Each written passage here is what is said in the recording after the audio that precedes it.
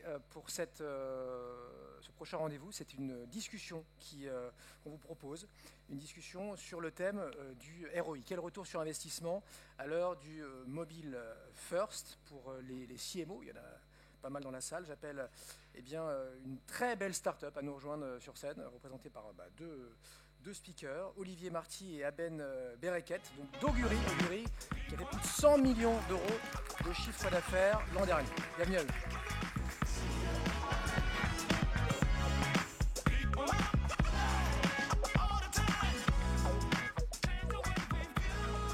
Bonjour à tous. Bonjour.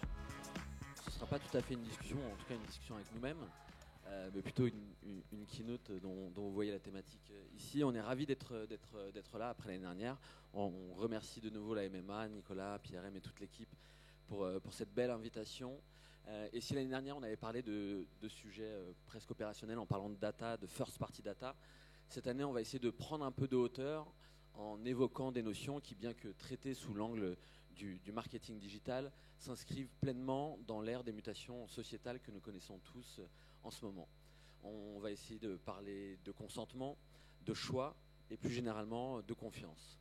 Alors, ces notions aux résonances quasi philosophiques, lorsqu'on les applique à notre écosystème, elles sont l'occasion pour les marques d'assainir ou de restaurer une image parfois écornée, pour les éditeurs de contenu de renouer le dialogue avec leurs utilisateurs et enfin pour ces derniers de reprendre une place de choix au centre de nos préoccupations. Et il y a encore 15 ans, auriez-vous imaginé, par exemple, laisser votre appartement à de parfaits inconnus après avoir échangé brièvement quelques mails sur une plateforme comme Airbnb? Auriez-vous, par exemple, traversé la France dans le véhicule d'un particulier, toujours après avoir échangé quelques messages sur une plateforme comme Blablacar? Eh bien, il en va de même pour l'ensemble des marketplaces ou les sites comme Le Bon Coin ou Vinted. Eh bien, toutes ces réussites reposent notamment sur les reviews, les évaluations, la transparence et in fine sur la confiance que portent les consommateurs, les utilisateurs dans la plateforme et dans les services proposés. Par exemple, lorsque vous effectuez un paiement sur mobile, si vous n'étiez pas certain à 100% que ce paiement est sécurisé, eh bien, je vous assure que vous ne le feriez pas, et cela peu importe à quel point il est pratique, comme vous le savez, de payer en un clic avec son mobile. Eh bien, dans un monde complexe et sophistiqué comme le nôtre, où les technologies régissent le quotidien des consommateurs, eh bien, ces derniers font confiance aux organisations qui leur apportent justement cette transparence sur un modèle clair et qu'ils comprennent. Or, il est évident qu'aujourd'hui, l'industrie du marketing digital n'apporte pas ce niveau de clarté et de transparence. Alors, disons-le peut-être directement ce matin, mais depuis le début de notre industrie, les consommateurs ont été dupés. On leur a fait croire qu'Internet était gratuit, alors qu'en réalité, ils payaient avec leurs données à leur insu. Leur comportement était donc traqué, leurs données collectées sans permission explicite, afin de les cibler avec de la publicité qu'ils ne souhaitaient tout simplement pas. On peut donc dire que les consommateurs et les utilisateurs sont devenus en quelque sorte le produit d'Internet à leurs dépens, mais surtout sans aucun autre choix. Et c'est toute notre industrie qui est aujourd'hui bâtie sur ce fonctionnement. Pour ce qui relève des annonceurs et des éditeurs, ces derniers ont pendant des années dû ménager la chèvre et le chou pour trouver une solution à une équation quasi impossible à résoudre. Comment réconcilier business et privacy? Comment améliorer mon image de marque tout en gagnant la confiance de mes consommateurs? Comment maximiser les revenus de mon application tout en donnant le choix à mes utilisateurs? Et finalement, ça n'est qu'en 2018, à la lecture du RGPD, que ces acteurs ont véritablement saisi la complexité des textes qui régissent la confidentialité des données dites personnelles, en mesurant l'impact sur leur organisation et leur process, et en évaluant les risques financiers qu'ils encouraient. Les marques ont réalisé que leur confiance avait été parfois trahie par des acteurs tiers qui commercialisent une donnée que l'on considère chez Augury comme toxique, parce que précisément elle s'appuie sur un consentement forcé, ambigu et intraçable. Les éditeurs, quant à eux, ont réalisé qu'ils s'étaient engouffrés dans un modèle économique court-termiste qui allait à l'encontre même de la relation de confiance qu'ils essayaient de développer avec leurs utilisateurs. Alors, ce constat, il peut paraître alarmant ou accablant, mais notre réflexion, elle n'en est pas moins dénuée d'optimisme.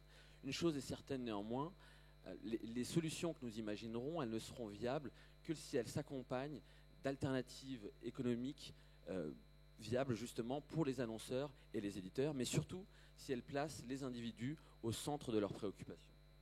Des individus qui, Olivier l'a rappelé en préambule, ont désormais le choix dans les solutions qu'ils utilisent pour se déplacer, pour louer un logement, pour acheter et vendre des biens du quotidien. Eh bien, ces mêmes individus, ils réclament aujourd'hui un contrôle total de leur expérience publicitaire. Et ce contrôle, il passe inévitablement par une transparence sur les données qui sont collectées et qui sont traitées. Leur confiance, elle passe par là.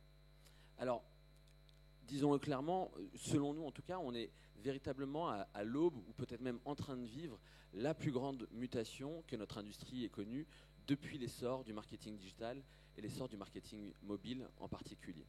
Cette mutation, elle est déjà palpable dans la sphère publique, et pour comprendre et pour mesurer l'intérêt grandissant des citoyens pour ces questions fondamentales, il suffit de voir le relais dans la presse généraliste des différents scandales qui ont émaillé notre industrie, de voir le succès d'un documentaire comme The Great Hack diffusé sur Netflix, ou encore d'observer avec quelle vigueur les législateurs internationaux, confère CCPA qui arrive aux États-Unis en début 2020, font passer des textes de plus en plus contraignants. Mais cette mutation, ce sont encore ces citoyens, ces individus, ces mobinautes qui en parlent le mieux. Alors, vous l'avez peut-être vu passer il y a quelques mois ou lu dans la presse, Augury a mené une grande enquête appelée The Reality Report, la plus grande enquête jamais réalisée d'ailleurs par rapport aux possesseurs de terminaux mobiles. 287 000 utilisateurs interrogés de par le monde, 22 000 répondants français, et nous avons donc demandé à ces sondés quelle était leur perception du marketing digital, de la donnée et du consentement. Mais ce matin, nous souhaiterions avec Aben focaliser votre attention sur une des questions que nous avons posées justement à ces sondés, qui est le rapport entre la donnée et l'échange de contenu. Car ce n'est pas à vous qu'on va l'apprendre ce matin, énormément de contenus sont consommés sur Internet, et encore plus encore sur les terminaux mobiles. Les chiffres, vous les connaissez par cœur, plus de 5 heures de temps passé par mobinautes sur leur smartphone. Mais lorsqu'on retire à cela les quelques services par abonnement comme Spotify ou Netflix, ou quelques services ou applications payantes, mais qui en réalité représentent une minorité des contenus consommés sur Internet, la grande majorité de ces contenus sont totalement gratuits. Alors, j'utilise des guillemets, bien évidemment, parce que ce n'est pas parce qu'il n'y a pas de réel paiement derrière que ces contenus ne sont pas financés. Ça aussi, vous le savez très bien. En réalité, ces contenus sont bel et bien financés, à la fois par la donnée et l'attention du consommateur, le fameux temps de cerveau disponible. Mais qu'en savent réellement ces derniers, les consommateurs? Eh bien, vous allez le voir dans quelques secondes, les résultats de cette enquête apportent un éclairage particulier sur la prise de conscience qu'ont aujourd'hui les Français sur la valeur de leurs données. Et donc, voici la question que nous leur avons posée. Quel type de données seriez-vous prêt à partager pour ne pas avoir à payer pour accéder à un contenu ou une application? Alors, si vous voulez éventuellement essayer de répondre en quelques secondes. Et voici les résultats. 58% des répondants sont prêts à partager leurs données de navigation afin d'accéder gratuitement à un service, à une application, à un site. Et ce chiffre monte même à 60% pour les répondants français. 13% d'entre eux sont prêts à partager leurs coordonnées, comme une adresse email par exemple, afin d'accéder encore une fois gratuitement à cette même typologie de contenu. On voit donc très clairement ici que les consommateurs, les utilisateurs, sont clairement au fait de la valeur de leurs données et sont prêts à la partager tant que l'échange données-services, données-contenu est clair et équitable. On observe également qu'un tiers des utilisateurs préfèrent payer plutôt que partager sa donnée pour accéder à un contenu.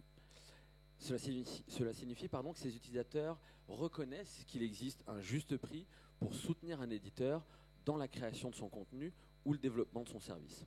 On peut donc estimer qu'on a atteint une forme de maturité, du moins une compréhension quant au réel modèle économique du digital.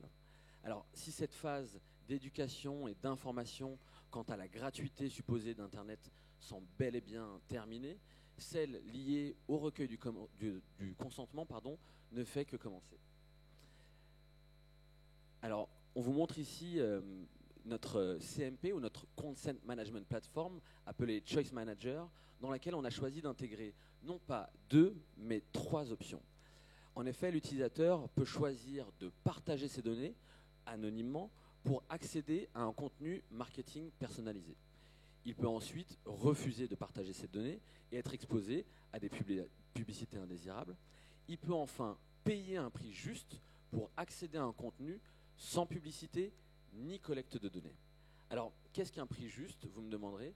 Il s'agit de frais calculés sur le revenu potentiel qu'aurait généré sur cet utilisateur si l'éditeur avait pu commercialiser un inventaire ciblé. Vous l'aurez compris, la volonté ici, c'est véritablement de redonner le contrôle à l'utilisateur à travers un choix qui est éclairé, non ambigu et traçable. Ce choix et ce contrôle redonné à l'utilisateur, c'est une manière pour ce dernier de véritablement prendre conscience de la valeur de ses données, mais également du contenu ou du service auquel il accède. Pour l'annonceur et l'éditeur, c'est la garantie d'avoir affaire à des users qui finalement acceptent d'être exposés à des messages publicitaires. On passe donc d'une ère où la publicité est subie à une ère où la publicité est choisie. Cette confiance retrouvée par l'utilisateur, selon nous en tout cas, c'est le début d'un cercle vertueux qui doit être bénéfique pour l'ensemble de notre industrie, éditeurs et annonceurs compris.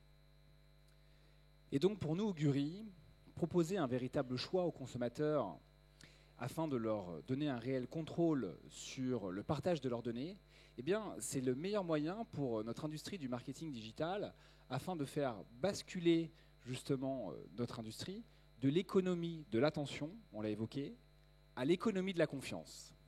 Nous pensons que les éditeurs et les annonceurs qui comprendront cette approche, mais surtout adapteront leur marketing, eh bien, bénéficieront de la confiance des consommateurs, mais surtout pourront prospérer dans cette nouvelle économie. Alors, il est temps peut-être de conclure et peut-être de synthétiser notre vision, où nous passons clairement d'un modèle data-driven à un modèle choice first. Bien évidemment, la donnée est stratégique dans le monde du digital, surtout pour le marketing, mais pas n'importe comment et pas à n'importe quel prix. Ce que nous proposons au Augury, c'est un marketing digital différent où le choix du consommateur prime sur la donnée. Un choix clair, explicite et surtout respecté par l'ensemble de la chaîne de valeur marketing. Et c'est donc grâce à ce positionnement, maintenant depuis 5 ans, eh bien que nous avons gagné la confiance de plus de 3500 éditeurs partenaires, de plus de 1500 annonceurs et plus de 400 millions d'utilisateurs à travers le monde.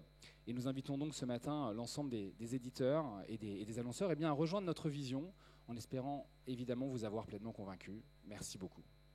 Merci. Bon forum à tous.